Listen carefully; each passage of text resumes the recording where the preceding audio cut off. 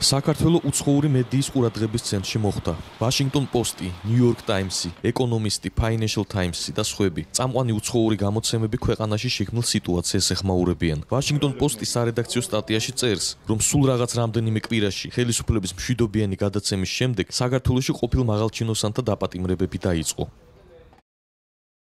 მიუხედავად იმისა, რომ მიხეილ სააკაშვილმა, რომლის ვადა კიდევ ერთი წელი არ იწურება, ხელი შეუწყო ახალი მთავრობის ფორმირებას, ივანიშვილმა რამდენჯერმე მოითხოვა მისი გადადგომა. დაამავდროულად მიანიშნა, რომ სააკაშვილის მოკავშირეების დევნა მანამდე გაგრძელდება, სანამ ის არ გადადგება. საპარლამენტო უმრავლესობამ პრეზიდენტის დაფინანსება შეამცირა და ზეწოლას ახდენს ოპოზიციის დეპუტატებზე, რათა ისინი მმართველი ძალის რიგებში გადაიყვანოს.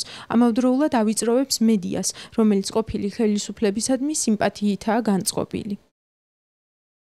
უცხოური გამოცემები აღნიშნავენ, რომ ივანიშვილმა, რომელიც ევროატლანტიკური ინტეგრაციის გაგრძელების პირობას დებდა, უგულებელყო ევროკავშირის, ნატოსა და შეერთებული შტატების მაღალჩინოსანთა გაფრთხილებები და კვლავაც ყოფილ მაღალჩინოსანთა მოსალოდნელ დაკავებებზე საუბრობს. ივანიშვილის ზოგიერთი საჯარო განცხადება, სადაც იგი ნაციონალური მოძრაობის წევრთა სამართლებრივ დევნაზე საუბრობს, თუ ისინი ისტორიულ ტყუილს არ შეწყვეტენ, აშკარად კუდიანებზე ნადირობას გავს. საქართველო, რომელსაც უკვე მტკიცე კავშირები აქვს დასავლეთთან, უფრო მჭიდრო ურთიერთობის დამყარებას იმედოვნებს და ამ იმედების აღსრულება დამოკიდებულია დემოკრატიის პროგრესის უწყვეტობაზე. ივანიშვილმა უნდა გაითვალისწინოს, ევროპის კავშირმა გაყინა კავშირები უკრაინასთან, იმის გამო, რომ ყოფილი პრემიერ-მინისტრი და პრეზიდენტობის კანდიდატი იულია ტიმოშენკო საეჭვო ბრალდებებით დააპატიმრეს. ბიძინა ივანიშვილი და მისი გუნდის წევრები პოზიციას არ ცვლიან. მათი აზრით, უცხოელი დიპლომატებისა თუ პრესის ნეგატიური რეაქცია საქართველოში მიმდინარე მოვლენებზე მხოლოდ ნაციონალური მოძრაობის ლობირების შედეგია და ამის უპასუხოდ დატოვებას არ აპირებენ. რაც შეეხება Washington Post-ის პოზიციას, ჩვენი პრეზიდენტი ერთი რაც ხონდა კარგად აწყობილი, ამას აკეთებს ახლა და მხოლოდ ამაზე დაჯდა, რომ ლობირებას აკეთებს მაქსიმალურად ეს სისტემა აწყობილი აქვს. თქვენ იცით, ევროპაში დაიბეჭდა რაღაც გაურკვეველი წერილები და იქაც ჩვენ გავაკეთებთ რეაქციებს, გარწმუნებთ. Washington Post-დანაც მაია პანჯიკიძე ახლა ამერიკაშია და ალბათ მოხდება დაკავშირება. ჩვენ აქაც რეაგირებას გავაკეთებთ და დაუკავშირდებთ ამ გაზეთს და მოვითხოთ პასუხს. რის საფუძველზე გააკეთა ეს დასკვნები.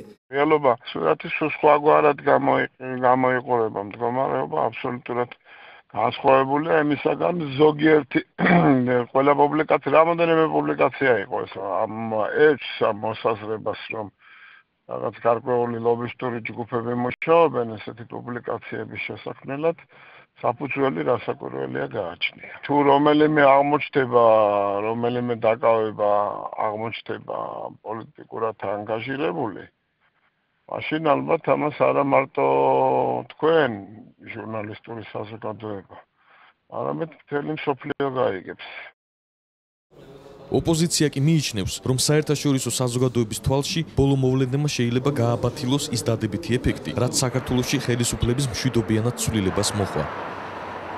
რაც შეეხება საერთაშორისო მედიას და ქართული ოცნების რაღაც არასერიოზულ პოზიციას, რომ ეს არის ლობისტური საქმიანობის შედეგი, ძალიან არასერიოზულობის ნიშანი ამ ადამიანებისა და რას გააკეთებს ბიძინა ივანიშვილი ამასთან მიმართებაში კიდევ უფრო ბევრ კითხვას შენს მოიცავს. ხო, დღევანდელი რეაქცია ვნახეთ, ისიც ძალიან სასაცილო და არარეალური, ალბათ ხადურის უწყებას გაუშვებს და შეამოწმებს Washington Post და New York Times და სხვა საერთაშორისო ორგანიზაციებს. მათი ინსტინქტიც, რაც გააჩნიათ და მათი რეაქციაც აი ამ საერთაშორისო მედიაზე, საერთაშორისო ორგანიზაციებს, ხო, კარგად გამოაშკარავებს ამ არადემოკრატიული მენტალობა, არადემოკრატიული მიდგომები აქვს თვითონ ამ ადამიანებს.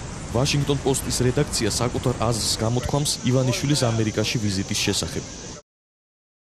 პრემიერ-მინისტრად ქცეულმა მაგნატმა გასულ კვირას განაცხადა, რომ მისი პირველი ოფიციალური ვიზიტი შეერთებულ შტატებში გადაიდო. ეს ძალიან კარგია. მანამდე სანამ ის განაგრძობს პოლიტიკური ოპონენტებისადმი ანგარიშსწორებას, მას ვაშინგტონმა არ უნდა უმასპინძლოს.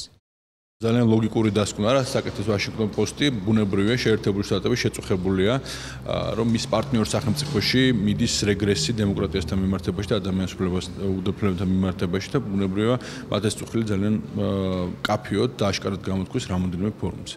ახალი მთავრობა კრიტიკულ შენიშვნებს კვლავ არ იღებს და იმედი აქვს, რომ დასავლელ დიპლომატებსა და მედიას აზრს შეაცვლევინებს. ამ მხრივ მას საკმაოდ ბევრი სამუშაო აქვს.